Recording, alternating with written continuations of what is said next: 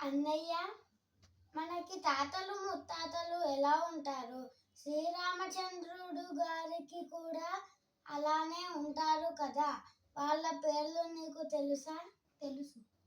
నాకు నేర్చుకోవాలనుంది, చెప్తావా? చెప్తాను.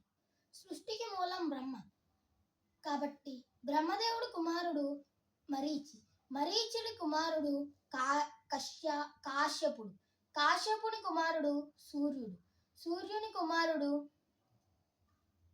మనువు, మనువు కుమారుడు ఇక్షాకుడు, ఇక్షాకుడు కుమారుడు కుక్షి, కుక్షి కుమారుడు వికుక్షి. ఇలా ఎందరో మంది మహారాజులు పరిపాలించిన తర్వాత యయాతి, యయాతి కుమారుడు నాభాగుడు, నాభాగుని కుమారుడు అజుడు, అజుని కుమారుడు దశరథుడు, దశరథుని కుమారుడు శ్రీరామచంద్రుడు, శ్రీరామచంద్రుని కుమారులు లవకుశులు. ఇలాంటి మరిన్ని వీడియోస్ కోసం మా ఛానల్కి ఒక లైక్ చేయండి, ఇంకా సబ్స్క్రైబ్ చేసుకోండి.